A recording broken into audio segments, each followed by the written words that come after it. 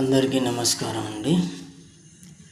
కర్ణాటక నుంచి మొదలుకొని తెలంగాణ నుంచి ఆంధ్రప్రదేశ్ వరకు ఫ్రీ బస్సు పథకం అమలు చేయడం జరిగింది.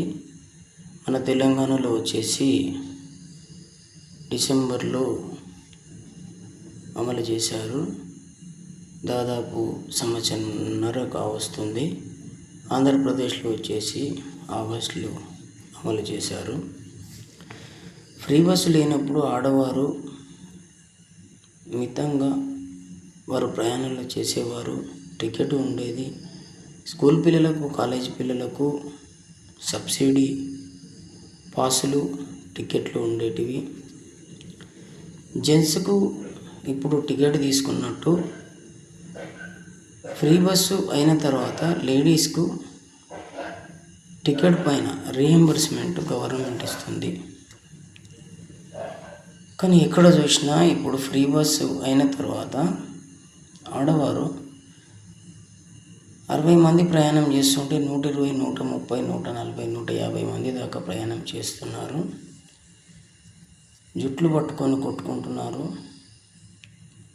వారి వారి వ్యాపారాలకు, వారి అవసరాలకు అంతకుముందు ఎలాగనైతే తిరిగేవారో అలా కాకుండా గుళ్ళు గోపురాలకు ఇప్పుడు చాలామంది వెళ్తున్నారు, వస్తున్నారు, వినియోగించుకుంటున్నారు. తప్పులేదు. ఆడపడుచులు, అక్క చెల్లెళ్ళు, అమ్మలు, బిడ్డలు అందరూ వెళ్తున్నారు, వస్తున్నారు.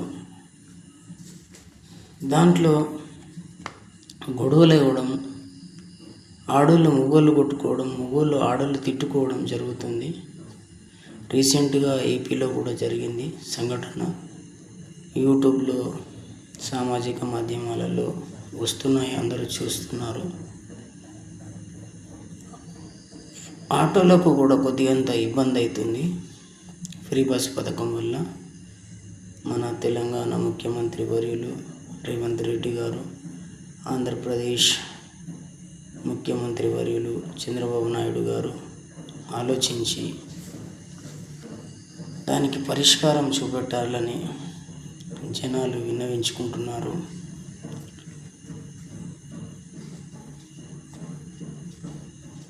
అయితే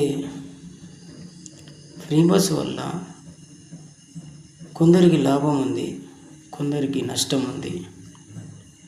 ఆ నష్టాన్ని పూరిస్తూ సంస్థను లాభాల బాటలో నడిపించండి అని కోరుతున్నాను.